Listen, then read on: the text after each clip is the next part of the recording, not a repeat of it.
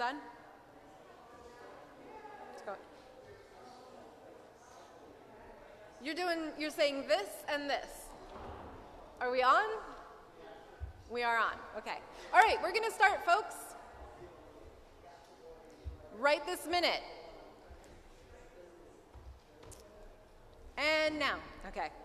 All right, welcome again to everybody who is out there in the internets via Facebook.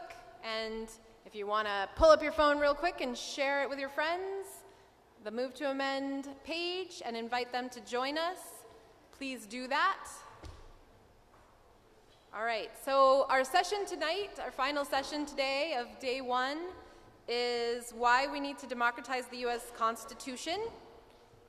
And this room has really terrible acoustics, so if you're talking, we can hear you, and if you need to leave to do that conversation, please do, but otherwise, zip it. Okay, so we have three awesome panelists slash speakers. We're gonna have a little bit of a conversation. But well, actually, let's see. Yeah, so we do have a little participatory moment, which I don't, for the live stream, we should have given you a heads up. So there'll be just a little bit of time where the live stream might be kind of bored, but if you have questions, you can ask Keon and he'll answer your questions in real time in the comments. So we are told that the men who wrote the Constitution had the opportunity to envision a new society, to start from scratch, we're told, right? And whether you want to be charitable and say that it was because it was a product of their times, or you actually dig underneath that very thin veneer and excuse and unearth the specific cruelties that our country's supposed heroes waged on African people, on Native people, on women, and on other men with less money than they had. Either way, they got it wrong when answering the question, who will be a person in our society and what will the rights be that our government will protect, which is the most fundamental question that a society, when imagining itself, needs to ask. So right from the start, they needed correcting. Because remember that when we think about the Constitution and the rights that we hold dear, we're thinking about amendments, which by definition means that they were second draft additions that were omitted by the original drafters. So if you each would take a couple minutes, doesn't need to be long, and just turn to the person next to you, it's okay if it's somebody that you already know, and share what are some of the things that you've been told or that you know, however you might know them, about our Constitution in the United States. And just have a little conversation about some of the things that you know, that you've been told, that you might believe, or that you at one time believed about our Constitution in this country. Just turn to your neighbor. We'll just take a couple minutes.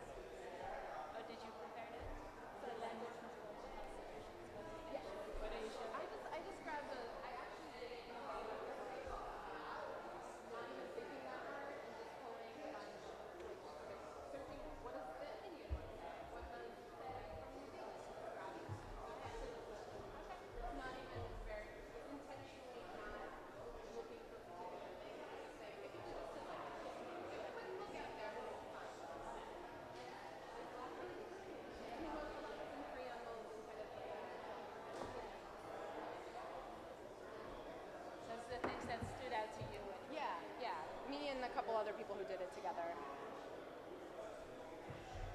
So maybe 2 more minutes to just finish up whoever's talking and wrap up your thought.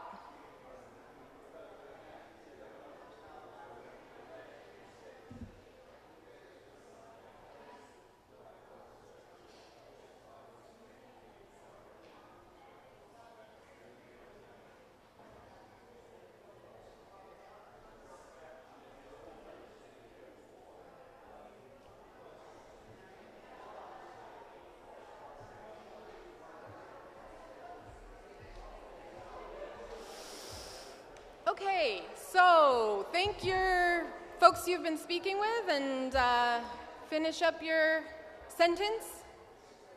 Okay, I know the acoustics in this room are not great, so this is not an opportunity to make big statements, but popcorn-wise, what were a couple things that folks shared? What are some things that we know about our Constitution?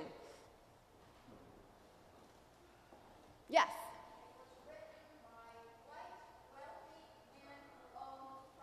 It was written by white, wealthy men who owned property. Is that what they taught you in elementary school?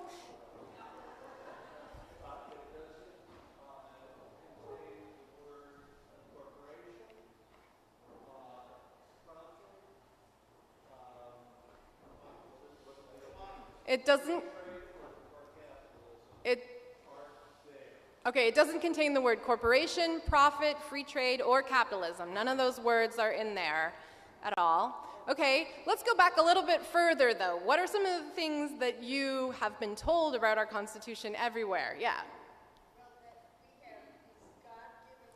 We have God-given rights. God wrote the Constitution, maybe.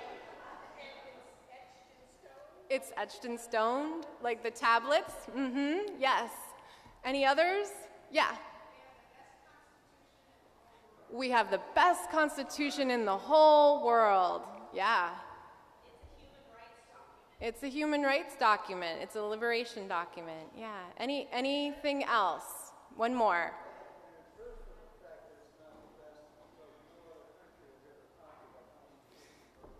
Okay, well he's saying, so it's proof that it's not the best, that no other country has copied it verbatim. Okay. That's not necessarily something we learn though, right? So one other thing I'll just add is that the fact that it has been amended so few times and has lasted for so long is proof that it's great, right? Okay. Okay. So, all right. So I said at the beginning, I mean, I think it blew my mind when I sort of put this together of like, wait a minute though, all the parts that we like are amendments, which means that all is what came after the first draft. So that's one thing. And the founding violence and the inhumanity wrought by the original framers is not some ancient history from a time gone by. This is our country's legacy, and it bears out every single day in our modern world. For example, today we see that black people are killed in the street for basic behaviors and legal activities that white people don't even have to think twice about, even when their daily lives bring them into contact with police officers. A couple examples from just really recently. A jury, not some corrupt, mean judge, but a jury of peers gave a family 4 cents for funeral expenses and pain and suffering after a sheriff was found partially liable for the shooting of their father. Just recently, in deciding damages in the case, the jury awarded Bryant $1 for funeral expenses and $1 for each child, Bryant is his wife, and $1 for each of the child's loss of parental companionship, instruction and guidance, and mental pain and suffering. That's what the verdict forms show. So you had a group of people that actually got together and deliberated for 10 hours, and what they came up with is that this man's life and his children's pain and suffering was worth $1 to each one of them. His children are 7, 10, and 13 years old. And what was his crime? He was playing music in his garage that a woman across the street didn't like, so she called the police, and then it turned into an altercation, and he ended up dead. And then the state told his children that his life was worth $4. And in the end, it actually ended up being 4 cents because the police were only determined to be 1% liable for the fact that he had been killed, and he was 99% liable for the rest. That's the way we do in America. In Sacramento, where I live and where Move to Amend's national office is, Stefan Clark, a father of 2 young children, was shot dead in the back while he was in his grandparents' driveway. He only had a cell phone in his hand. And these stories go on and on. These are just 2 examples every single day, and we don't even hear about the ones that thankfully don't end in murders, but are still end with families being terrified. Police are let off with no consequence because in America, to the dominant culture and our legal system, Black lives do not matter. And where did this idea originate? It is literally in the Constitution, with enslaved people acknowledged, but only for the purposes of stacking Congress with Southern representatives so that they can be counted as 3/5 of a person. It's not an accident that we are in the situation that we're in. So whether we're talking about 3/5 of a person or a man's life being worth 4 cents, the logic of American arithmetic is disgustingly flawed, and it always has been. But we fought a civil war to end slavery, but it didn't take long for the victories of the abolitionist movement to be co-opted and hijacked by corporations. The very root of the problem that we at Move to Amend are seeking to address was birthed in that hijacking of the 14th Amendment by the Supreme Court, who stole that 14th Amendment and gave it to corporations.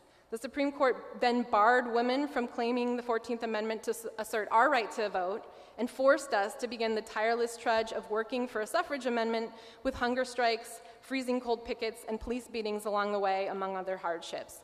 So for folks who don't know, it's the case on this timeline. Literally, women went into voting booths after the 14th Amendment was passed, which says that no state can deny any person equal protection of the law, and said, well, these laws that deny us the right to vote are obviously a violation of the 14th Amendment because we know that we are human beings. And the Supreme Court, they voted. Those cases were taken up to the court, and the court said, no, the 14th Amendment doesn't apply to you. But shortly after that, they granted it to corporations and then systematically denied the ability for African Americans to assert their equal protection in numerous ways, but the most obvious one being that they codified and enshrined Jim Crow, which is what the very point of the 14th Amendment was, right?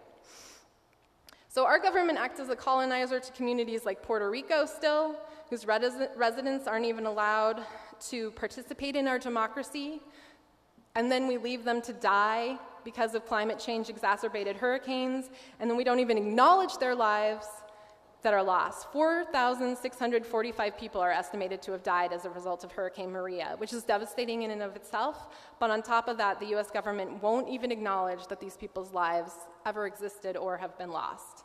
Immigrants are being rounded up, children are ripped from their mothers and fathers and held basically in jail cells, children.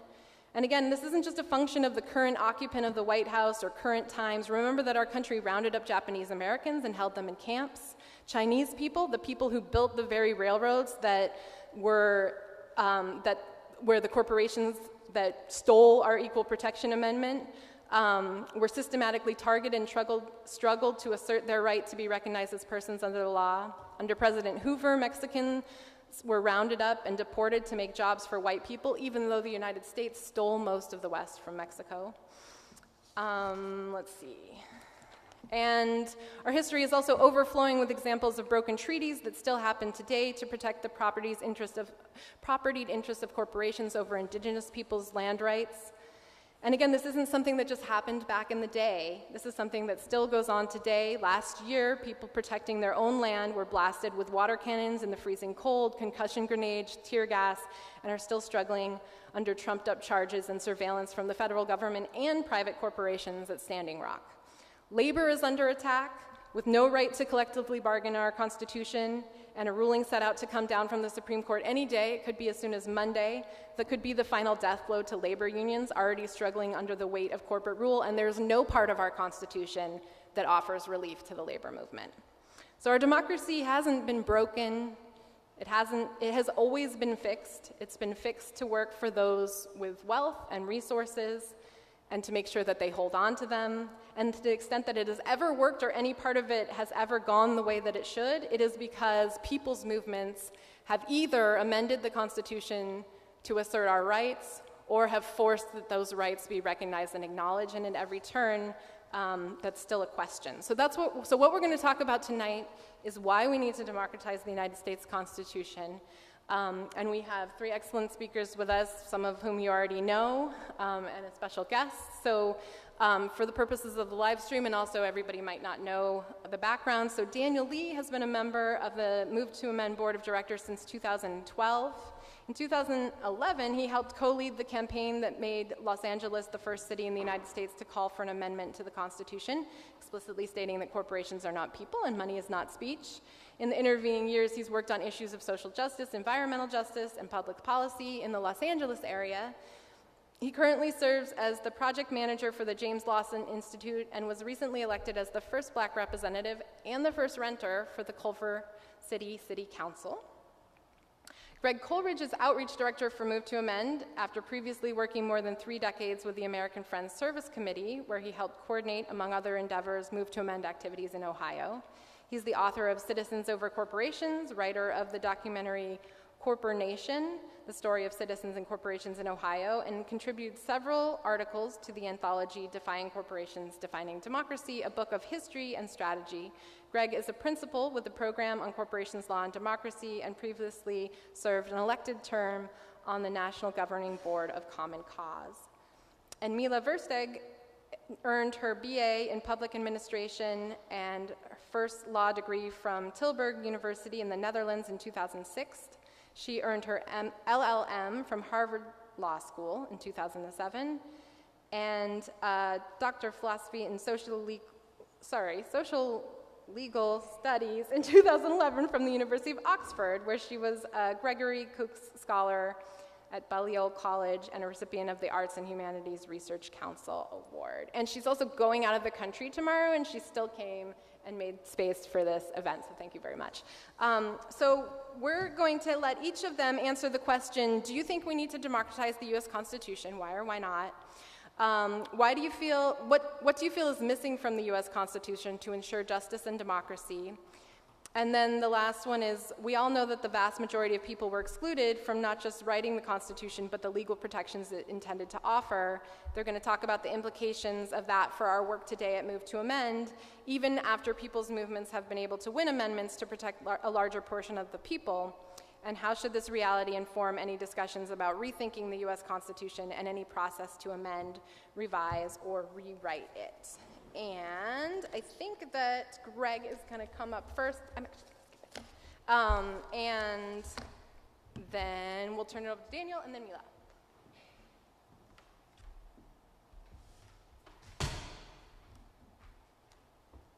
Well, it's a little higher, so that helps. Remember that it's really loud. Yeah, I know, and I have a big mouth, so it's just...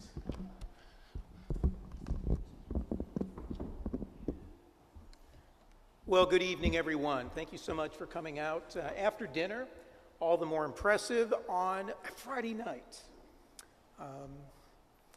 So, the questions before us, in order.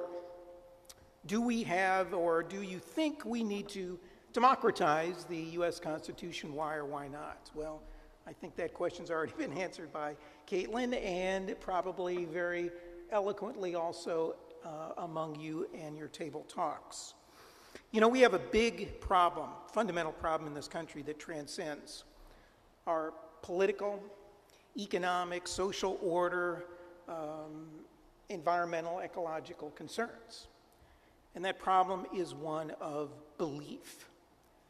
It's a belief that we, the people, ever had or currently have the power to fundamentally decide what is going on and what should go on in our neighborhoods, our communities, our nation, our world, and that we have a fundamental right to decide, and we are effective deciders in those questions. So the problem we have fundamentally, I believe, and that I would assert transcends all those other very significant arenas, that more psychological one, that of belief. And to quote Edward Morgan, the historian, he said, quote, "Government requires make-believe that the king is divine, make-believe that he can do no wrong, or make-believe that the voice of the people is the voice of God, make-believe that the people have a voice, or make-believe that the representatives of the people are the people. Make believe that governors are the servants of people. Make believe that all men, and presumably women, are equal, or make believe that they are not. It's time that we get over this make believe. We have never, ever, from day one, as many of you have conspired and spoken about in your table talk, and Caitlin laid out in the introduction, have ever had an authentic representative democracy. And it all really begins, does it not, with the foundational document that a democratic society, when you come right down to it, does in fact require aspirations, that vision thing, right, that George Bush talked about, but a lot more than visioning or aspirations. It requires sort of a democratic structure and a foundational document, a set of, if you will, bylaws. And that's, after all, what our Constitution, when you come right down to it, it's not as flashy as maybe some other descriptions, but in some very real senses, that's what a Constitution is. It is basic ground rules or bylaws that we all hate, do we not, to come up with in our respective organizations, but nevertheless are extremely important. So I would assert that a Constitution is both something that captures our best values and our best aspirations, but also that does lay down the basic ground rules or bylaws of a culture. Problem is the Constitution, ours wasn't ever designed to be democratic, right? It wasn't, even though the first three words say we the people, is more like we the propertied people.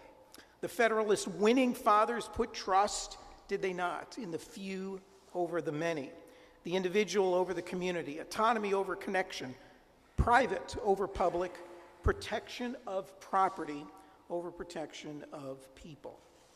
And there's all sorts of quotes out there, some of which you probably run into, in which our founding fathers uttered very almost refreshingly honestly of what they thought the people were all about and the relationship between people and they, the leaders. From Madison, the father of the Constitution, saying government is instituted to protect property of every sort, to Washington, to Hamilton, calling people a great beast, to actually my favorite, John Jay, the first president of the Continental Congress and first Chief Justice of the Supreme Court, just saying it so darn clearly that the people who own the country ought to govern it. That's my favorite one. Well, there's a long list, is there not, of undemocratic elements in the Constitution, that some of which have already been shared. Limited personhood, no direct election of senators, this was originally.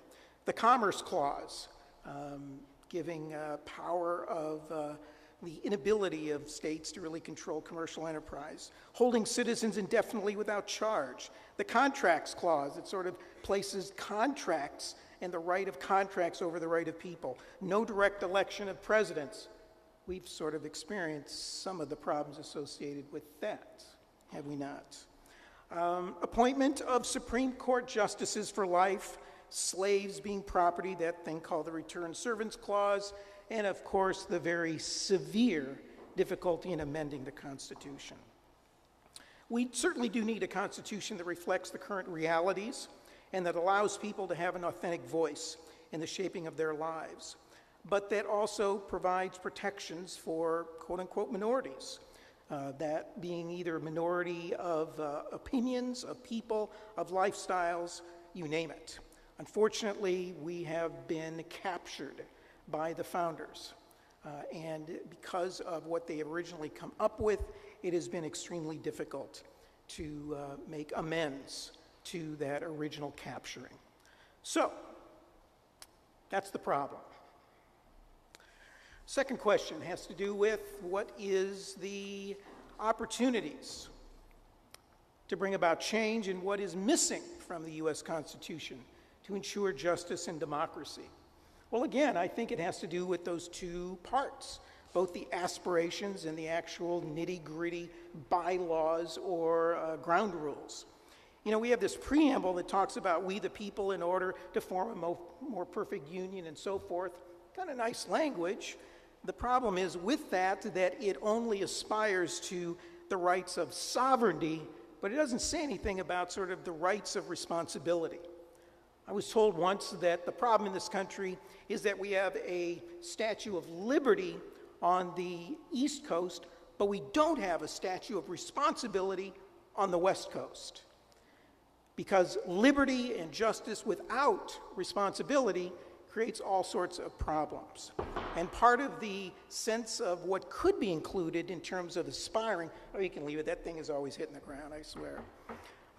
That if we truly had something that aspired to responsibilities of people to ensure a democratic society, we might have included in that something on the order of encouraging a democratic culture, encouraging democratic institutions that promote education, that encourages people to do democracy directly, things along those lines. So there's the question of sort of aspirations of a democracy. But then there's this thing called the rights of people that certainly could be much greater.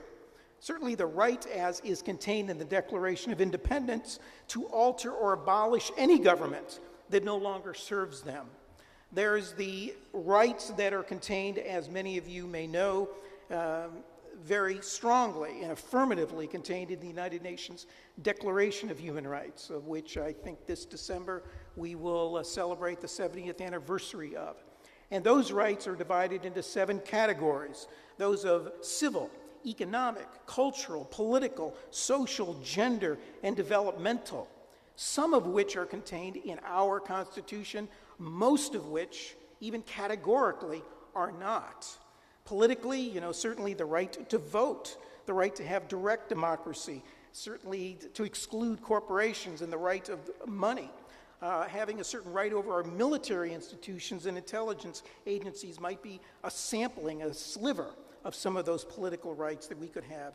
Economically, beyond those many rights that FDR spoke about in his second Bill of Rights that were mostly focused on economics, is just the basic right to decide economically what should go on in our communities over production decisions and the like. Having a greater role in basically commercial decisions. Then there's a category of the rights of nature, commons, and property. The Indigenous Peoples' 7th Generation Amendment reads, "The right of citizens of the United States to use and enjoy air, water, wildlife, and other renewable resources determined by the Congress to be common property shall not be impaired, nor shall such use impair their availability for the use of future generations."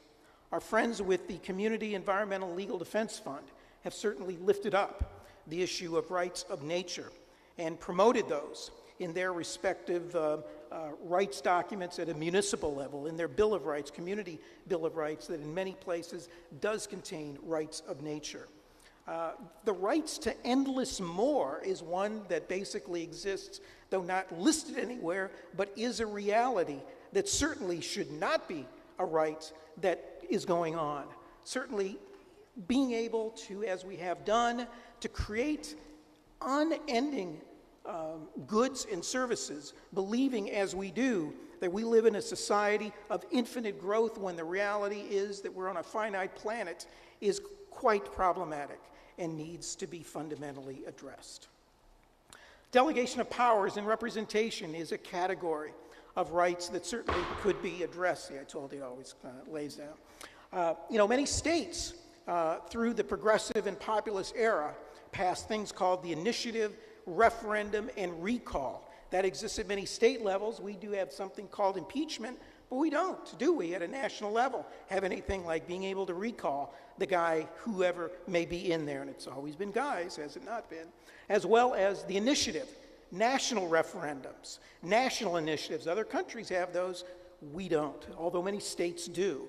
Amending the Constitution, making that easier. Supreme Court justices figuring out ways to make that slightly more democratic, but yet making sure that there still is somewhat of an insulation from the quote-unquote rabble of the immediacy. There's ways to do it. In fact, I wrote something, I have copies of which over here, of other countries that have come up with ways, mandatory retirement age, term limits. There are a plethora of alternatives to how we elect and select Supreme Court justices than what exists today that we are told is inevitable and irreversible. And then the whole question of just the size. I know this is kind of really getting out there, but the whole question, if you think about it, the size of Congress. I mean, we have a growing, burgeoning population, but yet here we have the same number of congressional people. Is it any wonder why it's so difficult to gain access when more people are under the umbrella of a congressperson? And lastly, something that I think we need to give serious attention to as we go forward in thinking about editing, amending, rewriting our own Constitution is figuring out how our governance should somehow overlap with that of our environmental realities. And that maybe these artificial lines that we draw, that we call states, maybe need to be rewritten in some way, if not the whole country broken up into several pieces, that are more conducive and more of scale to that of natural bioregions, to where we start thinking ecologically and thinking politically and thinking economically one and the same. Something to give some thought to as we move ahead. The last question on how does all of this affect what's going on today, and what are the changes that are needed, and what is the implication, and how does this reality inform any discussion around our rethinking of the Constitution? Well, I think the given reality, right, that this document was put together by elitists, by the plutocrats of the day, that they were the experts, that by laying out that narrative that has intimidated, that has squelched, that has deterred our ability as citizens to be involved in having any serious, even consideration of having the right to talk about and the right to engage in a serious discussion about amending. We can elect or unelect people, we can figure out how we want to change laws or enact regulations, but when it comes to the Constitution, only the experts, only the constitutional pros should have the right to be involved in the discussion. That is, I think, very lethal. They certainly do have a powerful role to play, including our friend who is a constitutional scholar. But that is a discussion that all of us should be involved with. I think the reality of having less legal protections under our Constitution for many people has meant that those groups, those constituencies have had less power, have had less oomph, have had less ability to shape the decisions, have had less voice in our society, and thus less of an opportunity to share their experiences, both oppressively and affirmationally, of what alternatives would be.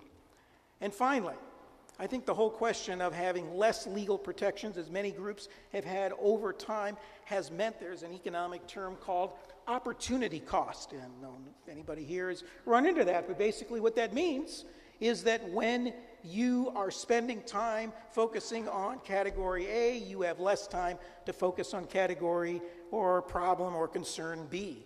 And as so many groups, because they never ever from day one had authentic rights that should have been given from day one, they have had to spend so much of their time focusing on gaining, on driving themselves into the Constitution where they should have been all along, which has meant that by definition, when it comes to sort of democracy in terms of representation and in terms of some of these other concerns, as well as economic democracy, those kinds of questions have not been able to be focused on as much.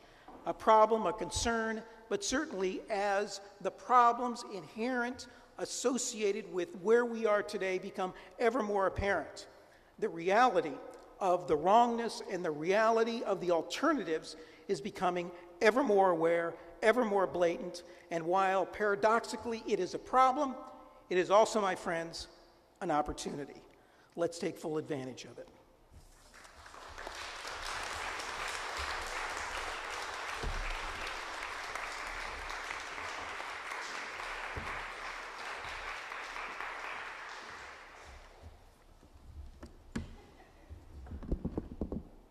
Just want to make sure it's safe.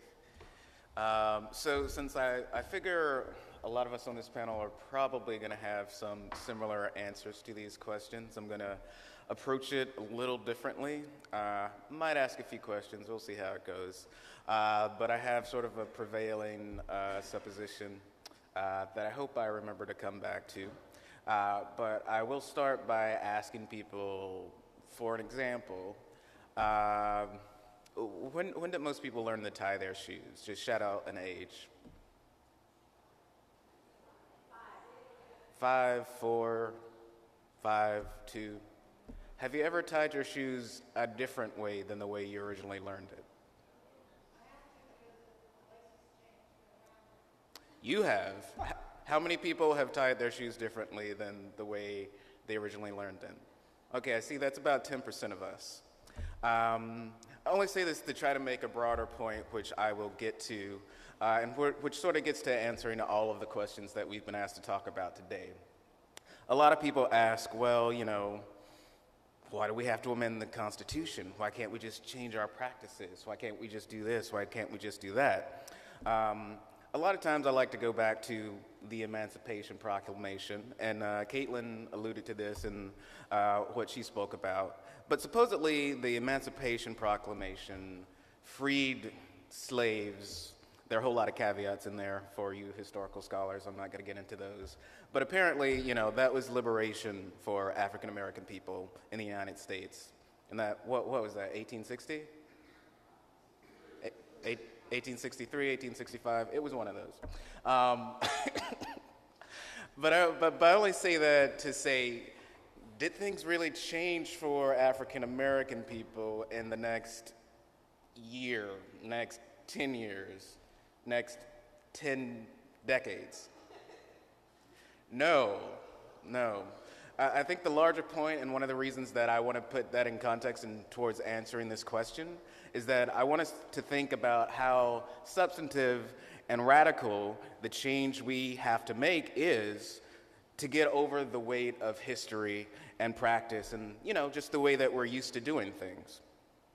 I was going to start out asking, but we have a lot of environmental people in the audience, so this might not have gone as well, you know, what speed people drive and whether that varies from, you know, what they used to drive at and what they drive at now. I'm from the South, my family speeds. We're usually driving about 80 no matter where we are.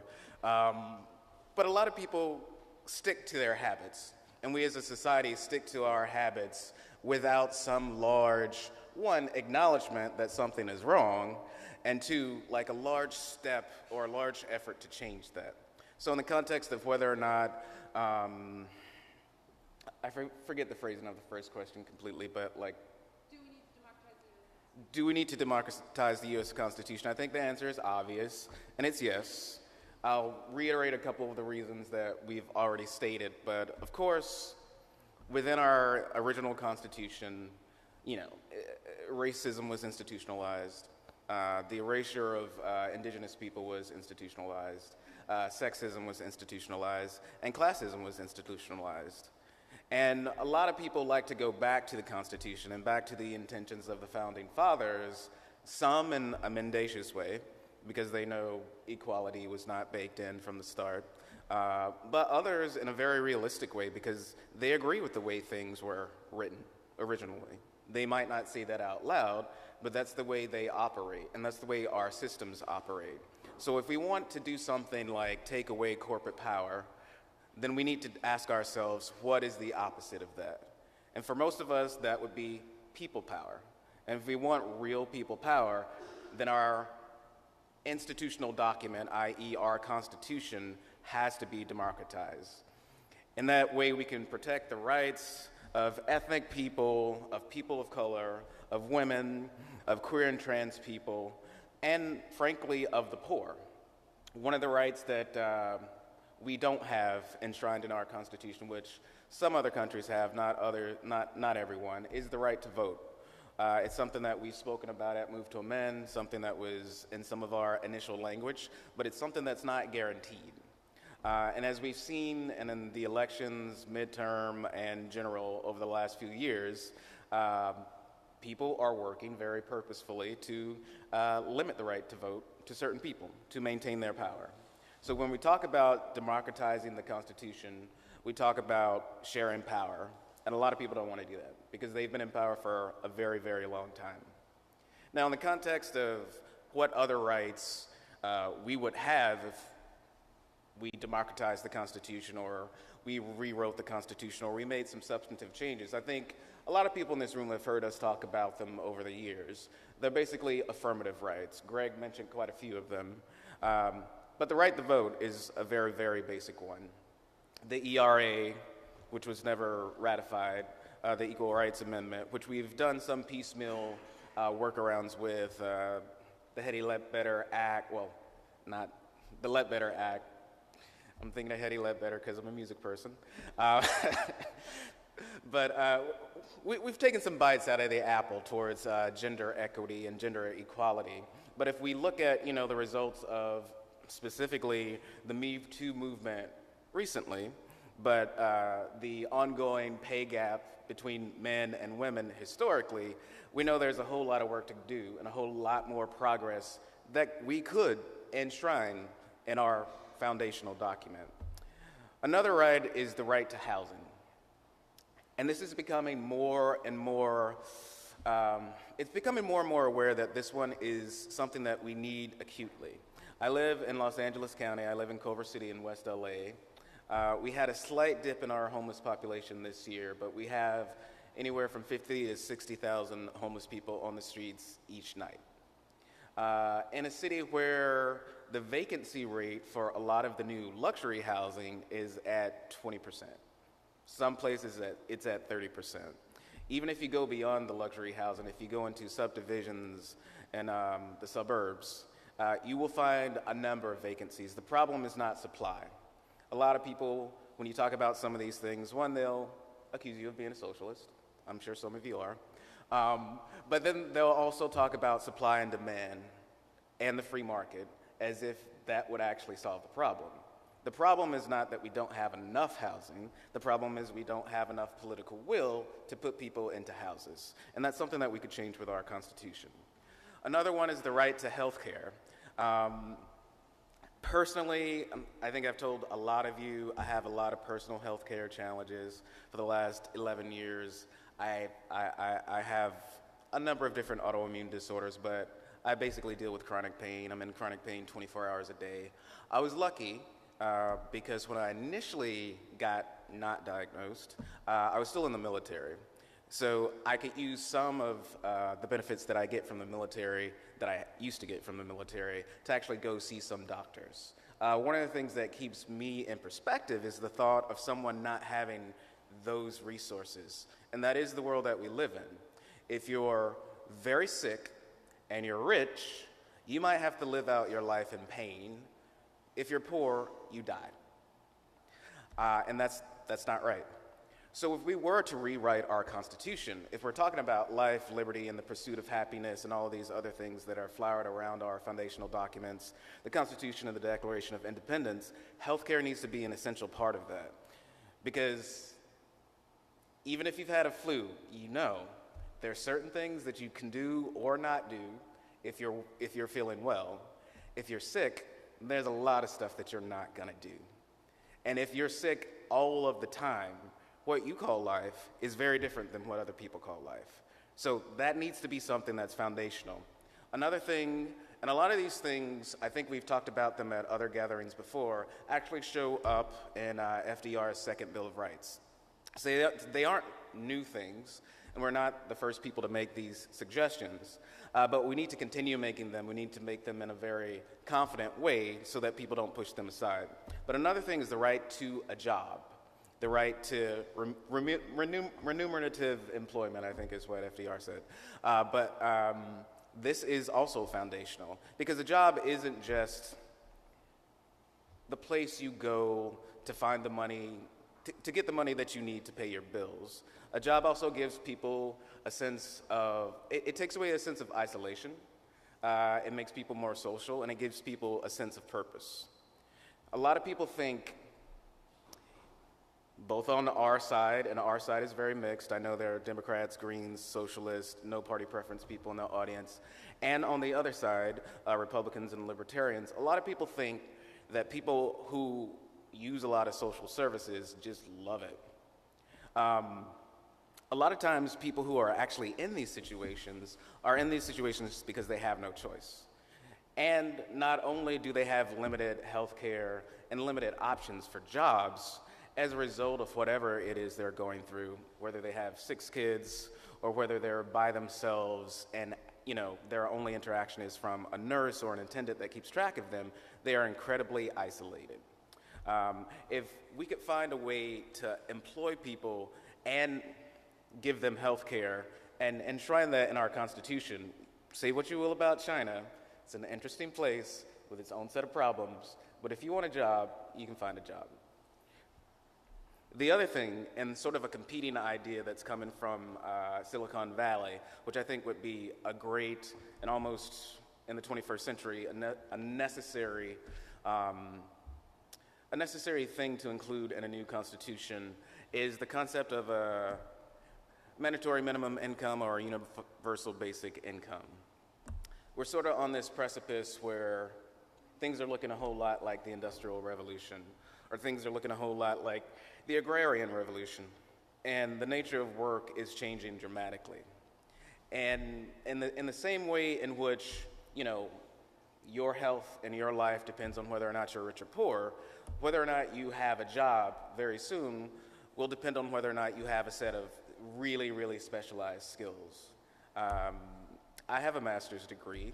A lot of my professors talk about master's degrees like they're high school degrees these days. One of the reasons is to get almost any type of job that's beyond a skilled trade, which actually you can still find some very good skilled trade jobs. It's just less people are going to school to do that. You need a master's or above. If you have a PhD, you might still work at McDonald's. We all have friends who've completed their PhD, friends or sons or daughters or cousins or aunts or uncles who have done as much as they can, but they still have nothing. So the promise of education leading you to ultimate success is not true, and a lot of these things aren't true unless we make them true. And one of the ways that we do that is actually putting them into our Constitution. Greg also spoke about the rights of nature. I always like to put some of these other rights that are hard to conceptualize to certain people I like to call selfish people, in a selfish context. I'm just being honest, you know me. Because we can talk about the rights of nature if we are the type of people who really appreciate nature. We have incredible mountains and valleys and deserts in California. We have incredible rock formations all across the country. We have incredible rivers and not completely polluted Great Lakes and various things across the country. But we won't have them soon if we keep on the pace that we are now. Even if we kept on the pace of the EPA of the Obama administration, we would still be running out of these natural wonders. With the Scott Pruitt EPA, I don't know if we're going to have water in the next 10 years. We will, but it will be imported and highly filtered and probably formerly sewage. But to put it into a selfish context, we're not just talking about the rights of nature so that we can go to a park and look at some mountains and lay in some grass, but we're talking about our health. All of these things are linked. We're talking about our own personal health and the ability to exist for the human race for generations to come. So when people are like, oh, rights of nature, you hippie, whatever, put it in the selfish context. Talk to people about this. We need to enshrine this into the Constitution because even though it makes logical sense if you talk about the continued existence of our species to safeguard our ecosystems in every way we possibly can, a lot of people can't see outside of their own experience and really their own selfishness, as I said. Now, one of the most important things, which I think we're all going to talk about again in context, is about democratizing the Constitution, is if we have a chance to amend the Constitution, or we have a chance to rewrite the Constitution, which more and more of us are in favor of when we look at the deficiencies in our current Constitution and the fact that it's a property rights document which is racist, sexist, classist, and anti-indigenous, is that if we have a chance to redo that, the process is incredibly important. Who is at the table is incredibly important. If we rewrite the Constitution with our current Congress, it might look similar to our current Constitution. Because if you look at our current Congress, no offense to any of the older white men in the audience, but it's full of older white men who are millionaires. And I don't know if anyone in this room can relate to that. If you can, please donate $300,000 to Move to Amend. But most of us can. Some of us might be white, some of us might be white men, but that's where the comparison stops.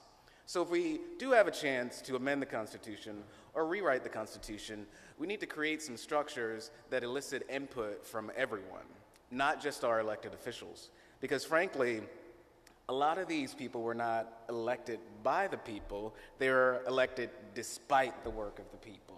And we know this to be true in a lot of different cases, not just our incredibly idiotic president, but because of gerrymandering, Democratic and Republican, around the country, a lot of the places that should have a say in who they're being represented by, and a lot of the people who should have a say simply don't, because we don't have a process that supports them.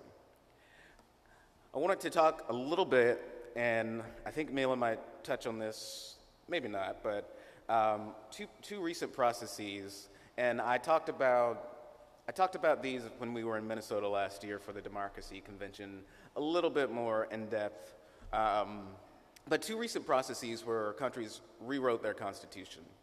Now, I would like to invite you to do your own study on Tunisia because it's incredibly confusing. But they had a number of different bodies that were in charge of rewriting their constitution. They had constitutional committees, they had a billion different names for a billion different types of things, and one of the reasons that they did is that they tried it one way, a certain group felt left out, so they tried it another way, but then it sort of biased this other group. So finally they came to something that people could live with and maybe not hate each other about, but it was an iterative process. And that's one of the things that I want to underline as well. We're not going to come up with the perfect process just by thinking about it. We're going to have to actually do it. We're going to have to model it. And that's one of the reasons why Move to Amend as a group has been pushing the People's Movement Assembly and encouraging our affiliates, if they'd like to do a People's Movement Assembly in their area, to do it. Because one, we think about these questions ourselves. We're entrenched in this work. We ultimately want an amendment to the Constitution. Some of us would like to rewrite it. Not all of us. I completely understand that. But what are the processes that take us there? In a People's Movement Assembly, we invite ordinary people, hopefully a lot of the people that we've been doing solidarity organizing with, to think about these larger questions in general, but also in the context of their work, in the context of how it relates to their work to promote workers' rights, to protect the environment, to make education free, to make healthcare free for all, like they are in a lot of industrialized nations, though a lot of people are Americanizing in the wrong way.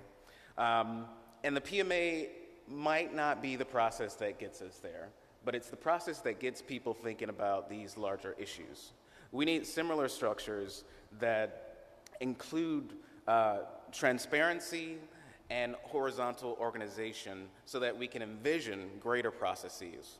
One of the other processes that I think is very important, and smaller municipalities are trying this more than larger from what I've seen so far, but there's a group called the Participatory Budgeting Project.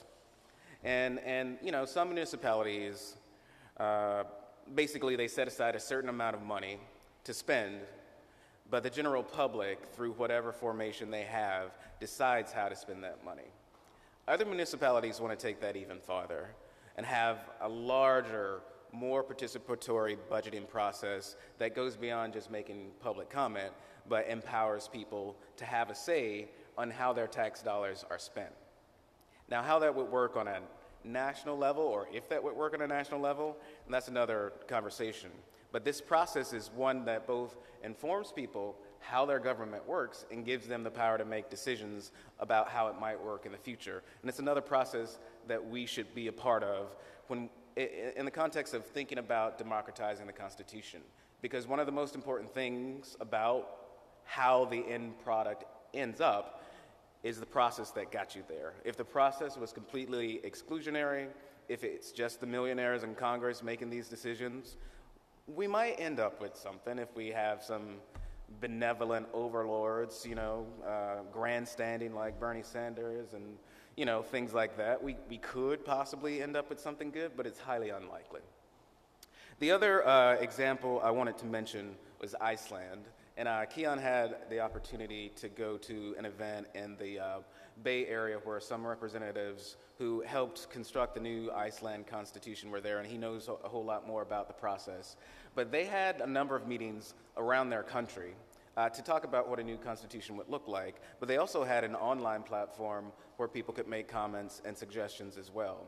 These are two ways, especially in the 21st century, that we can think about creating processes that allow for the largest amount of input.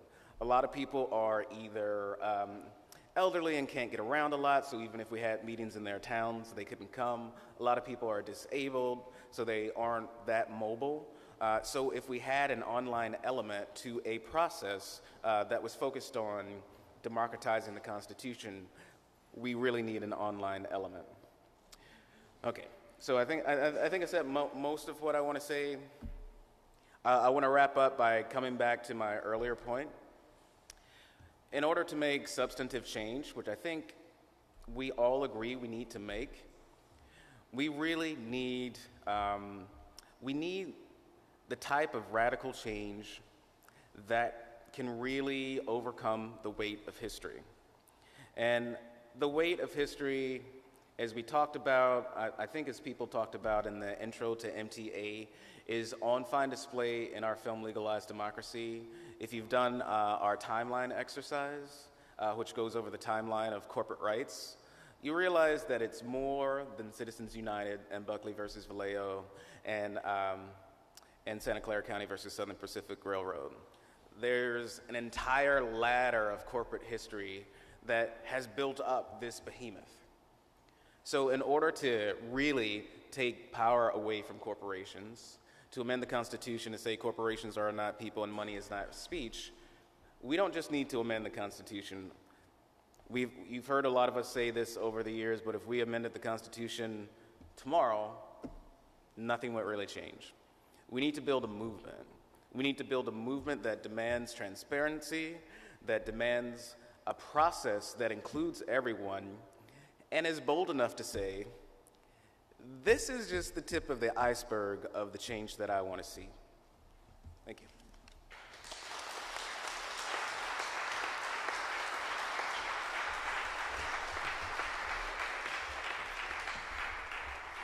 Hey everyone, so thank you very much for having me here. My name is Mila Vurstik. I'm new here, so I'll introduce myself briefly. I'm a professor at the University of Virginia School of Law, and as what I teach and research is mainly comparative constitutional law. So I've done, one part of my research project has been, I've read every constitution that's ever been written, which is kind of sad, but that's what we academics do. It's like we look at, so I've been writing about what do constitutions look like over time, how have they evolved, and so on.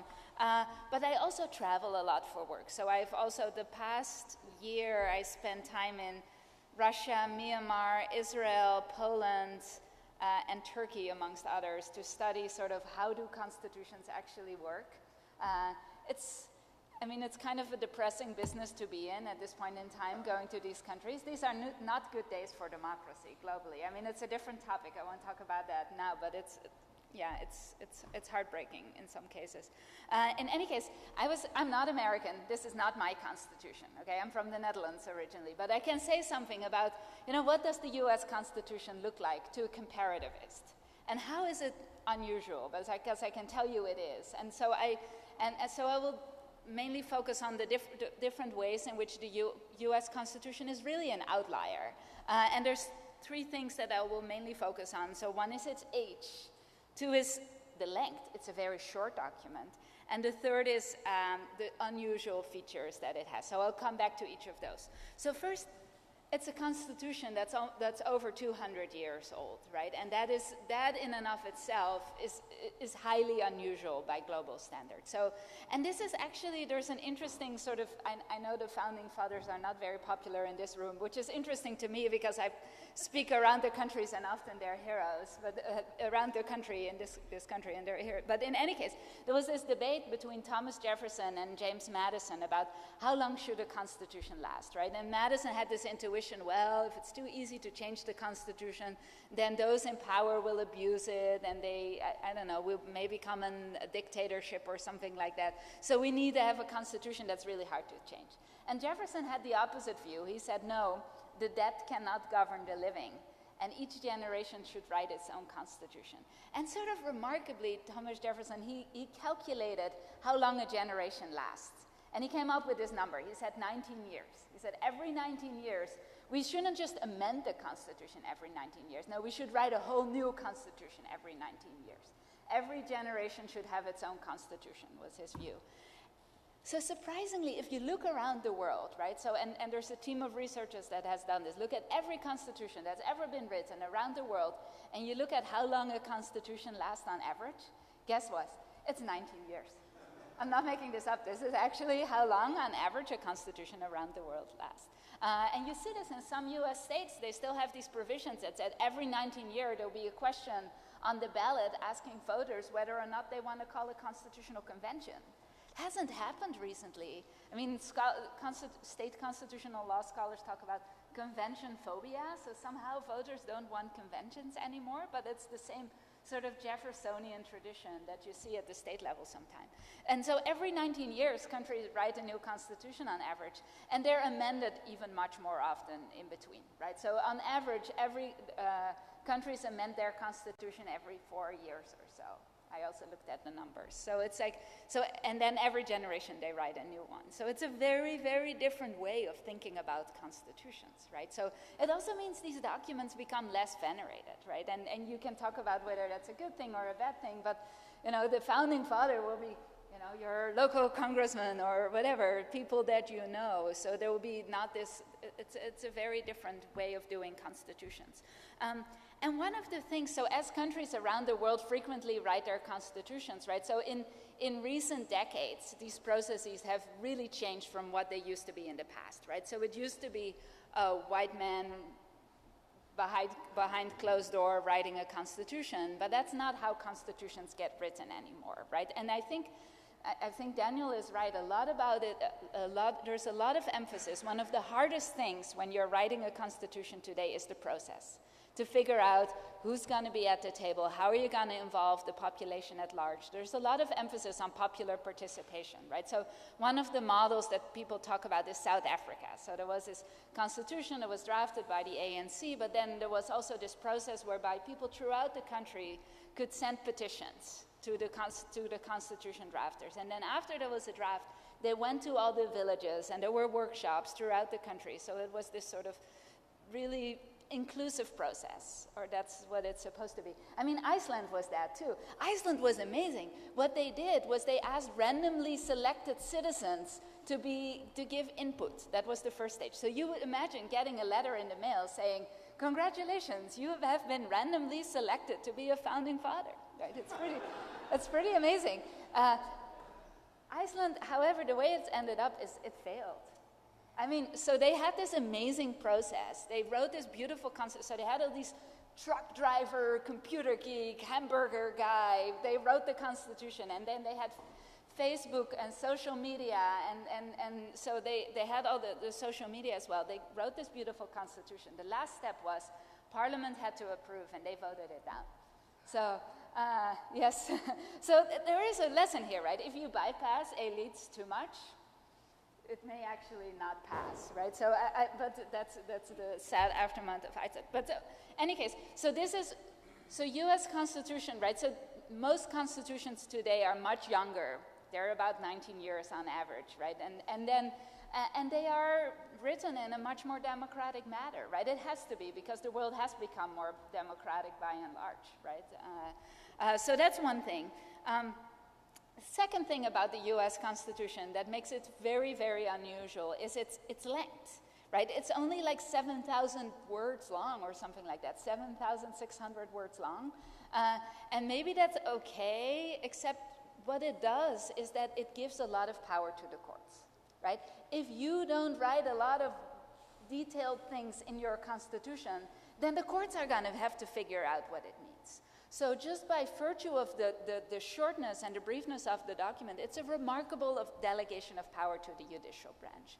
So what you see today is, as countries write their constitution, they're long, right? You're going to write like due process, whatever. What does that mean, right? Or necessary and proper, or right? So you would write much more specific things in your constitution, right? So one of the areas where that happens is in the area of rights, right? So there is a lot. It's often very clear who gets rights and who doesn't, right? And one of the interesting developments over the last few decades is a growing number of groups of people are covered directly by the Constitution, right? So there's right for consumers. There's a big movement for consumer rights. There's social and economic rights, as Daniel was mentioning. So 70% of all countries has a right to health care in their Constitution.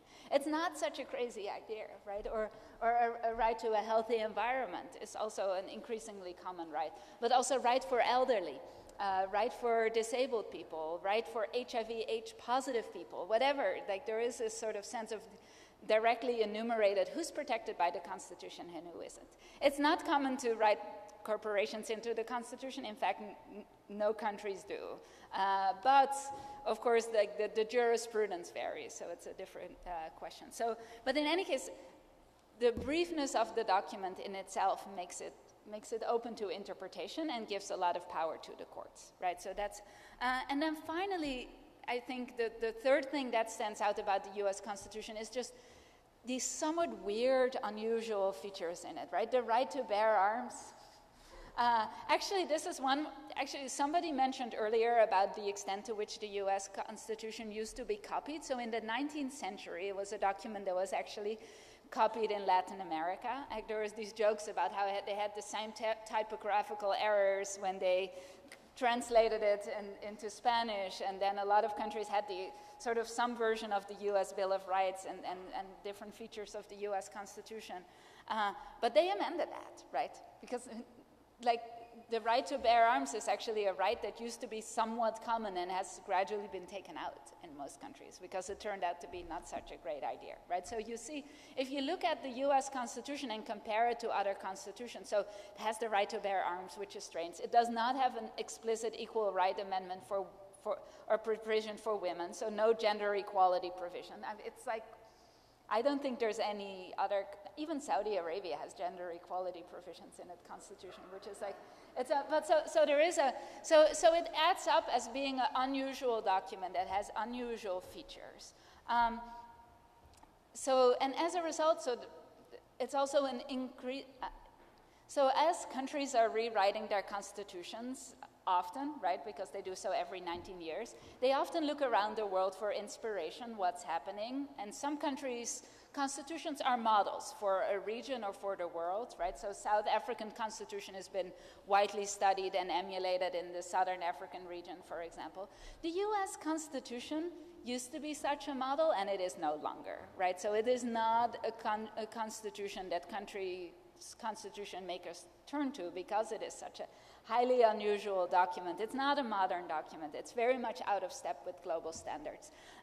The same is true for the Supreme Court, right? So one of the things that happens a lot in constitutional interpretation is courts look at what other countries have do what other countries are doing as they're interpreting their constitution, because this is useful information, right? How other countries are doing something and what works and what doesn't. So courts would often explicitly cite other countries' courts and other countries' constitutions in their jurisprudence. And this is a sort of transnational judicial dialogue on constitutional interpretation that includes the German Constitutional Court, the Indian Supreme Court, the South African Constitutional Court, amongst many others. And so people have done studies, right? Is the US Supreme Court still mentioned? And it's not, right? Because it is an unusual constitution. So what does the US Constitution look like as a comparativist? It's a highly unusual document. I want to end on a slightly different note, though. So the question about should it be changed? So everything I just said adds up easily to yes, of course, the document is old, it's outdated, it's horribly undemocratic, et cetera, right? But I'm still of two minds about it. And I want to tell you, I want to mention two things that kind of give me a little bit of pause. So I think, all the things that everybody said are true. It is a document that lives, right? It is a document that matters. One of my first sort of most interesting cultural experiences when I came to the US is I was sitting in a plane and I was reading a constitutional law textbook because I'm a law professor, and somebody was sitting next to me and he's like, so are you a law student? And I wasn't gonna say, no, I'm a professor, because it's like such a horrible conversation killer, right? So I was like, yeah. And he's like, oh, I have a Constitution app on my phone. And he has this app of the Constitution and starts telling me about the Constitution. And I was thinking to myself, there is no other country in the world where, first of all, there is a Constitution app, and then second, a random changer thinks it's interesting conversation to talk about the Constitution. But that's kind of a good thing, right? In some ways, it's a document that's alive in people's minds, in people's hearts. It's a document that matters, right? A lot of people in this room may not like it, but many other countries where the Constitution is like 19 years old or even less than that, it's not a document that has this, civil religion quality, right? And I know some people hate the civil religion quality of it, but if you get rid of that, I just have to warn you, what you're gonna get is a document for lawyers, right? So in my country, the Netherlands, the Constitution is from 1983 or something like that. I think that's right.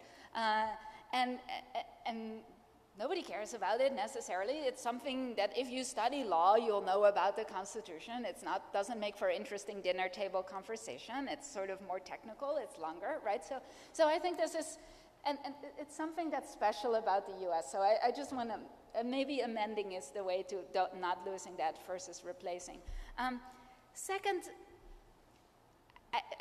so replacing a Constitution, it's like the way, it often ends up, well, sometimes it ends badly, right? And it really much depends on the circumstances that it's being rewritten. So Hungary in 2011, new right-wing government wins a lot of votes, and they're like, we're gonna write a constitution. Actually, they actually said they like to want to have a constitution more like the US that was shorter and people could more easily relate to it. Some of the judges from the Hungarian Constitutional Court came to the Heritage Foundation and they talked about it. They invited me as a guest speaker, so it was interesting.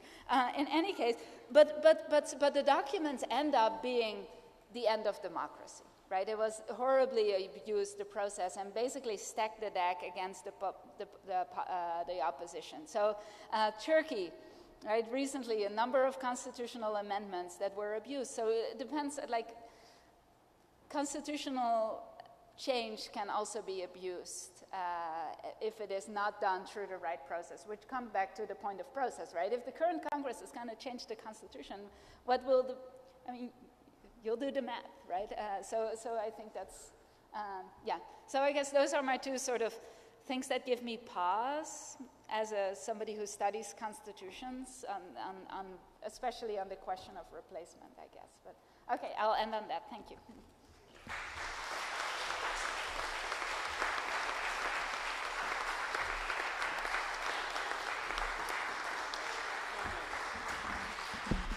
Okay, so two things. You seemed a little like, did I mess it all up by saying the opposite? But I think that everything that Mila told us was really, really helpful.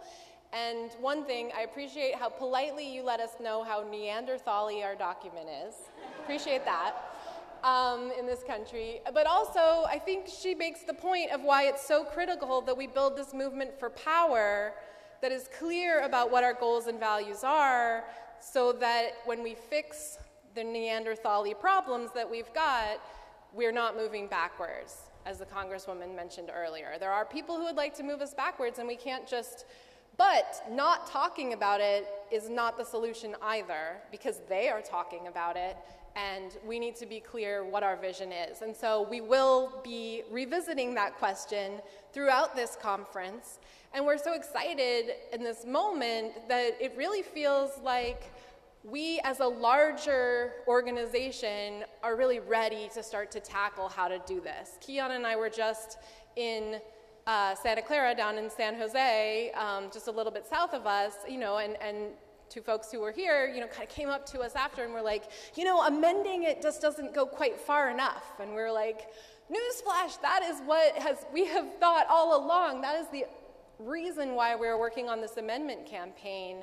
But I don't think, our country was quite ready to really begin to look at all of the ways that our founding choices are still affecting our situation today, and really, and if nothing else, we have basically been forced to look because there are people who are incredibly suffering as a result of the fact that we haven't got our shit together, right? So we're going to close on just a few examples, and I did this for the Democracy Convention, sorry, hold on one sec, last summer. And so I actually did it kind of intentionally. This is kind of crappy for the, for the live stream, so I'm going to sort of try to stand over here. So give it a second to warm up the bulb. But, so I didn't really know, I am not like Mila. I have not read all of the constitutions in the world at all, right? So I just wanted to kind of take a look at, all right, well, what happens if you do? Like, what is out there? We can, well, I guess there's no dimming. It's either, let's not go dark. No gray. Yeah, there's no gray area. It's black and white here at Move to Men.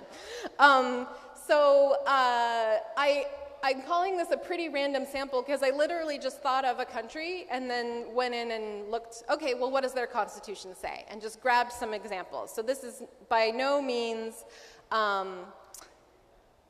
everything and everywhere, but it's just supposed to be a smattering. And it wasn't, I didn't go looking for certain things, I guess is what I'm trying to say. And there were some other folks who helped me on this, Jessica and Shelley. We were in a bar, actually. Okay, yeah, we can, well, the live stream, is that okay? Is that okay? All right, we'll be all right. So unfortunately, it would be better if I could pass the mic and we could read, but because this mic is a pain, I'm gonna just do this. So sorry you have to listen to my voice for so long. So this is from the Constitution of Kosovo, and some of these are not actually still the case in some ways, but it's things that have existed because constitutions change so frequently, actually. So here's an article from their constitution in Kosovo. The constitutional order of the Republic of Kosovo is based on the principles of freedom, peace, democracy, equality, respect for human rights and freedoms, and the rule of law, non-discrimination, the right to property, the protection of the environment, social justice, pluralism, separation of state powers, and a market economy. The Republic of Kosovo ensures gender equality as a fundamental value for the democratic development of the society, providing equal opportunities for both female and male participation in the political, economic, social, cultural, and other areas of societal life. In the Constitution of South Africa, there's a provision for the freedom of movement and residence that says everyone has the right to freedom of movement, everyone has the right to leave the Republic, every citizen has the right to enter, to remain in, and to reside anywhere in the Republic, every citizen has the right to a passport. The Constitution of Japan, we the Japanese people desire peace for all time and are deeply conscious of the high ideals controlling human relationship, and we have determined to preserve our security and existence, trusting in the justice and the faith of the peace-loving peoples of the world. We desire to occupy an honored place in an international society striving for the preservation of peace and the banishment of tyranny and slavery, oppression and intolerance for all time from the earth. We recognize that all peoples of the world have the right to live in peace, free from fear and want. We believe that no nation is responsible to itself alone, but that laws of political morality are universal, and that obedience to such laws is incumbent upon all nations who would sustain their own sovereignty and justify their sovereign relationships with other nations. The Constitution of Poland. Political parties and other organizations whose programs are based upon totalitarian methods and the modes of activity of Nazism, fascism, and communism, as well as those programs of activities that sanction racial or national hatred, the application of violence for the purpose of obtaining power or to influence the state policy, or provide for the secrecy of their own structure or membership shall be forbidden. The Constitution of Nicaragua. Liberty, justice, respect for the dignity of the human person, political and social pluralism, the recognition of the distinct identity of the indigenous peoples of those of African descent within the framework of a unity and indivisible state, the recognition of different forms of property, free international cooperation, and respect for the free self-determination of peoples, Christian values, social ideals, and practices based on solidarity, and the values and ideals of the Nicaraguan culture and identity are the principles of the Nicaraguan nation. The state recognizes the existence of the indigenous peoples and those of African descent who enjoy the rights, duties, and guarantees designated in the Constitution, and especially those which allow them to maintain and develop their identity and culture, to have their own forms of social organization and administer their local affairs, as well as to preserve the communal forms of land property and their exploitation, use, and enjoyment, all in accordance with the law. For the communities of the Caribbean coast, an autonomous regime is established in the present Constitution. The Constitution of the Republic of Ecuador. Health is a right guaranteed by the state and whose fulfillment is linked to the exercise of other rights, among which the right to water, food, education, sports, work, social security, healthy environments, and others that support the good way of living. The state shall guarantee this right by means of economic, social, cultural, educational, and environmental policies, and the permanent, timely, and non-exclusive access to programs, actions, and services promoting and providing integral health care, sexual health, and reproductive health. The provision of health care services shall be governed by the principles of equity, universality, solidarity, interculturalism, quality, efficiency, effectiveness, prevention, and bioethics with a gender and generational approach. Constitution of Nepal. Right to education. Every citizen shall have the right to access to basic education. Every citizen shall have the right to compulsory and free basic education and free education up to the secondary level. The physically impaired and citizens who are financially poor shall have the right to free higher education as provided for in law. The visually impaired person shall have the right to free education with the medium of Braille scripts. Every Nepali community living in Nepal shall have the right to acquire education in its mother tongue up to the secondary level, and the right to open and run schools and educational institutions as provided for by law. Constitution of Angola. Nothing that the Constitution of the Republic of Angola is linked to and in direct part of the long and enduring struggle of the Angolan people, first to resist colonial occupation, then to achieve the independence and the dignity of the sovereign state, and later to build a democratic state based on the rule of law and a just society in Angola. Invoking the memory of our ancestors and calling upon the wisdom of the lessons of our shared history, our centuries-old roots and cultures that have enriched our unity, inspired by the best lessons of African tradition, the essence of Angolan culture and identity, armed with a culture of tolerance and profoundly committed to reconciliation, equality, justice, and development. Having decided to build a society based on equal opportunities, commitment, fraternity, and unity in diversity. Determined to build together a just and progressive society that respects life, equality, diversity, and human dignity. Just a couple more. Constitution of South Africa. Everyone has the right to freedom and security of the person, which includes the right, A, not to be deprived of freedom arbitrarily or without cause, B, not to be detained without trial, C, to be free from all forms of violence from either public or private sources, D, not to be tortured in any way, and E, not to be treated or punished in a cruel, inhumane, or degrading way. Everyone has the right to bodily and psychological integrity, which includes the right to make decisions concerning reproduction, to security in and control over their body, and not to be subjected to medical or scientific experiments without their informed consent. Constitution of Sweden. Public power shall be exercised with respect for the equal worth of all and the liberty and dignity of the private person. The personal, economic, and cultural welfare of the private person shall be fundamental aims of public activity. In particular, it shall be incumbent upon the public institutions to secure the right to health, employment, housing, and education, and to promote social care and social security. The public institutions shall promote sustainable development, leading to a good environment for present and future generations. Constitution of Honduras. No one owes obedience to a usurping government, nor to those who assume office or public service by force of arms or by means or procedures which violate or ignore the provisions established by this Constitution and other laws. The acts adopted by such authorities are null. The people have the right to resort to insurrection in defense of the constitutional order. And then the Constitution of the Republic of Ecuador. Nature, or Pachamama, where life is reproduced and occurs, has the right to integral respect for its existence and for the maintenance and regeneration of its life cycles, structures, functions, and evolutionary processes. All persons, communities, peoples, and nations can call upon public authorities to enforce the rights of nature. To enforce and interpret these rights, the principles set forth in the Constitution shall be observed as appropriate. The state shall give incentive to natural persons and legal entities and to communities to protect nature and to promote respect for all elements comprising an ecosystem. Nature has the right to be restored. This restoration shall be apart from the obligation of the state and natural persons or legal entities to compensate individuals and communities that depend on affected natural systems. In those cases of severe or permanent environmental impact, including those caused by the exploitation of non-renewable natural resources, the state shall establish the most effective mechanisms to achieve the restoration and shall adopt adequate measures to eliminate or mitigate harmful environmental consequences. The state shall apply preventative and restrictive measures on activities that might lead to the extinction of species, the destruction of ecosystems, and the permanent alteration of natural cycles. The introduction of organisms and organic and inorganic material that might definitively alter the nation's genetic assets is forbidden. That's the last one.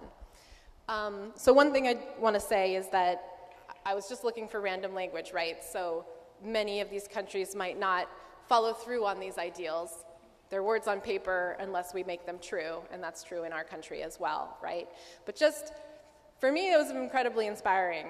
And also, it was incredibly discouraging to think about all of what I learned about our Constitution, and that was all we could imagine as the best there could be when you just do a couple internet searches and you find this language that is so beautiful in so many countries, so powerful, so ambitious in terms of what's possible, and then all we have is a couple little snippets of inspiration to draw from.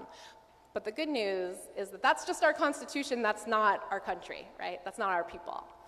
So I see you, Carla. We are just about ready to be done. I wanted to also see if there was anything else that Daniel, Greg, or Mila wanted to add, and also make sure that everybody knows that the People's Movement Assembly on Sunday is where we'll be talking about, what kind of vision that we would like to see. Obviously, we're not talking about writing the Constitution here right now, but if we don't train our brains to be able to think big, then we will not be able to get there. And so that's what it's meant to be, to start us off on. And this was just the beginning of the conversation. So is there anything that you all want to add? Just that if you want to pick up a copy of the article, Books and Alternatives to the Supreme Court, there they are. So Greg's article on alternatives to the Supreme Court is here. I think there's also, I see some floating around packets on what a People's Movement Assembly is. We'll talk about it more later too, so don't worry if you don't yet understand it. When we get there, we'll talk about it more. Did you want to add anything? Yeah, I just wanted to say in the context of what we're talking about, a lot of this is rewriting constitutions and the Constitution. But if we look at the history of corporate personhood in our country, if we were to get an amendment that actually said corporations are not people and money is not free speech, that change would be sort of on this level. And I think the People's Movement Assembly is useful in the context of addressing that question that we sometimes get. So we amend the Constitution, corporations are no longer people, what next? And I think, the PMA is a nice visioning process for us to envision, okay, so if we were free from corporate rule and corporate power didn't, control everything that we, do, what would we do differently? What laws would we pass? What would we want to put in place that we can't put in place now? So I think that's what those sessions are very useful for. But if you also want to think about, what we would change if we were writing a new constitution, that's fine too. That's what I'm going to be thinking about. Mila, the question that Carla had was, do you maybe have just 10 minutes for anybody who has questions for you in particular, just since we won't have the benefit of having you here for the rest of the time? Do you have time for that? Okay.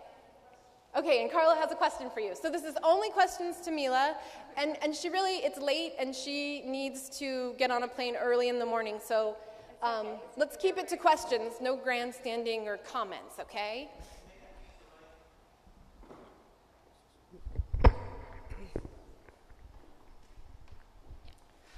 My question is, if since the average length of a constitution around the world is 19 years, do you think that those constitutions are as important to the people and the governments of those countries as the U.S. Constitution is to the people and the government? Whatever we think of the Constitution, it's pretty important here. Do you think that the constitutions that only last 19 years are as significant?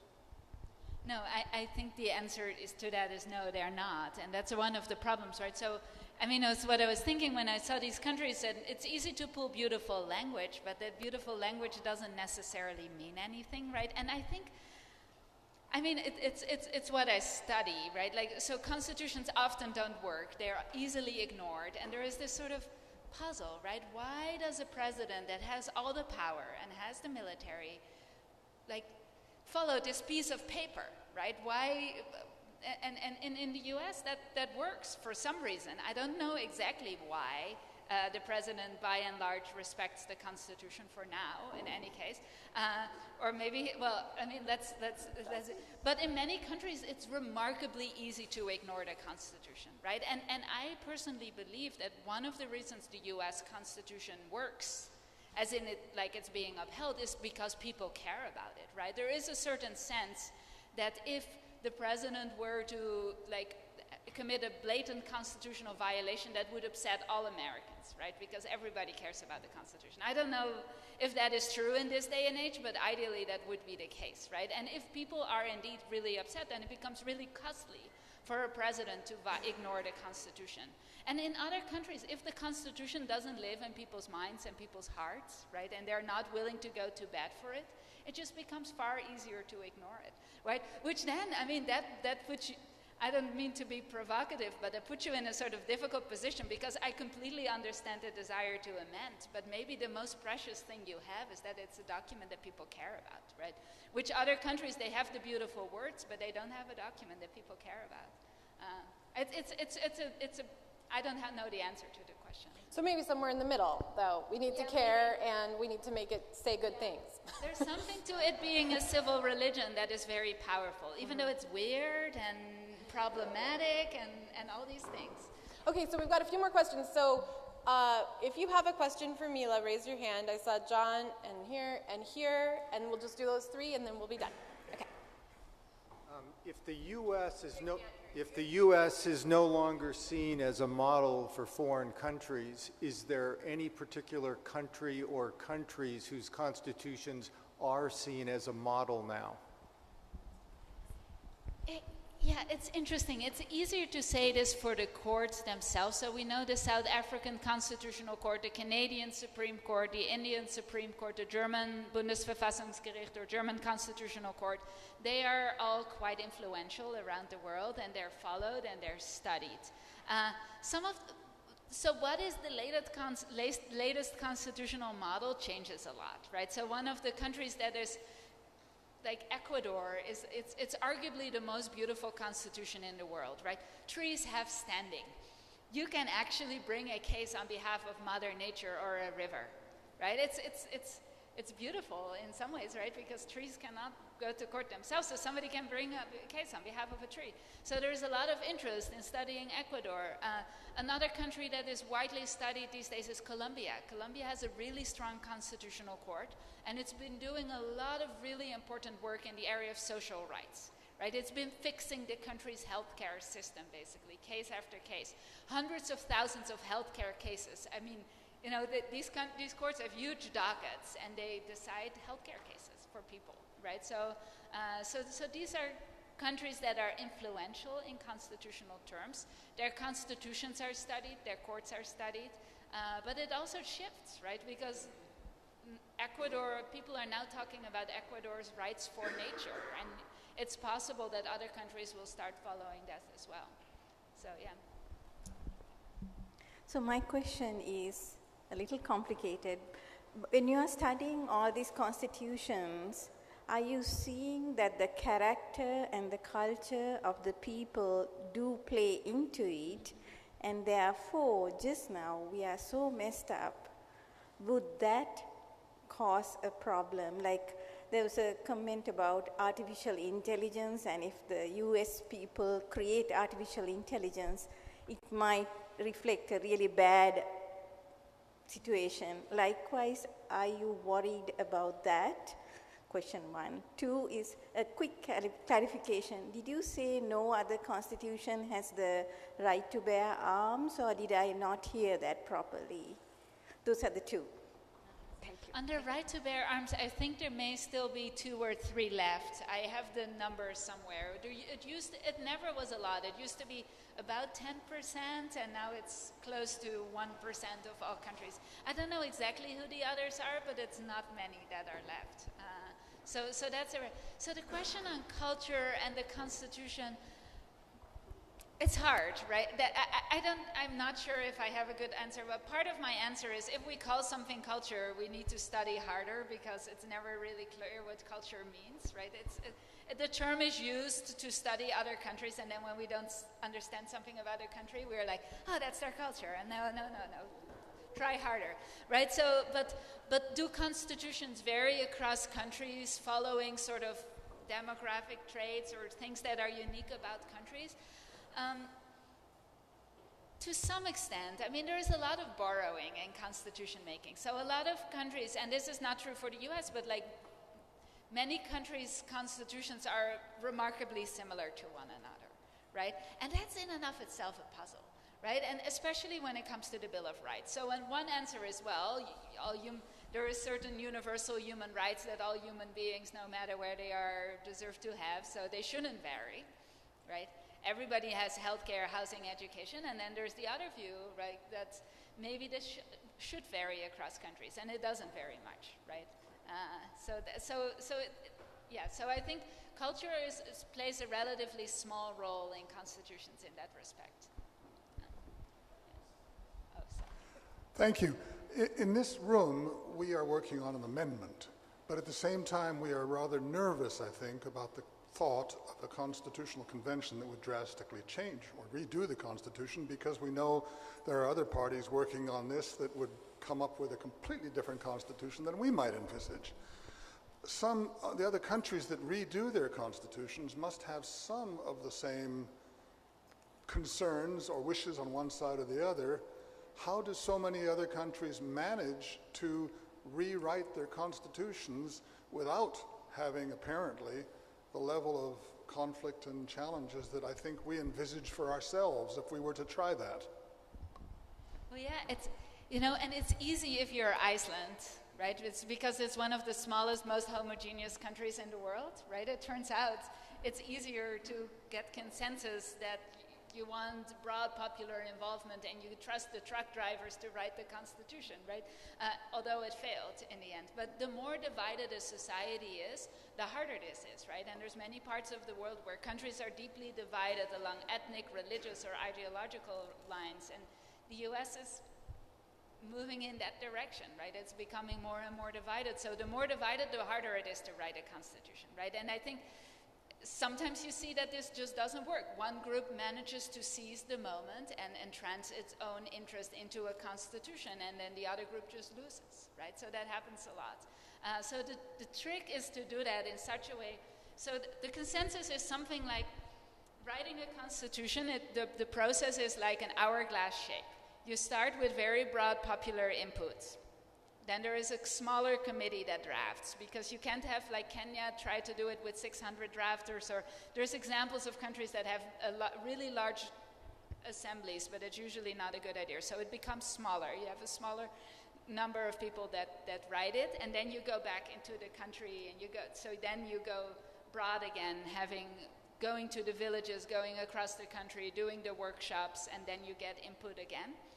But that doesn't really answer your question, right? It's still possible that one group seizes the moment or takes control and entrenches their agenda. And that requires compromise.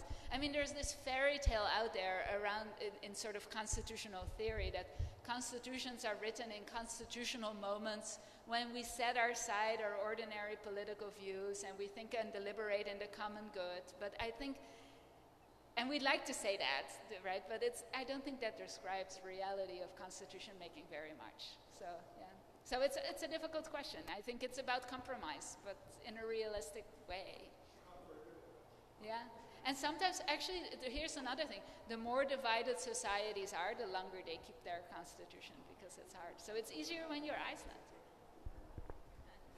Okay, so I see that there are still questions, but we did promise her that she could go, and also everybody else has been here for a long day too. It's not just about you. I'll take it. I want to go to bed, y'all. No, just kidding. This is great. It's good to end with questions and thoughts, because then you can turn to the people that you're meeting at this conference, right, and keep talking about this. We're not going to figure it all out in one session, ever. So thank you all for your understanding of that and your good questions and thinking. Thanks to Mila and Greg and Daniel. Let's give them a round of applause.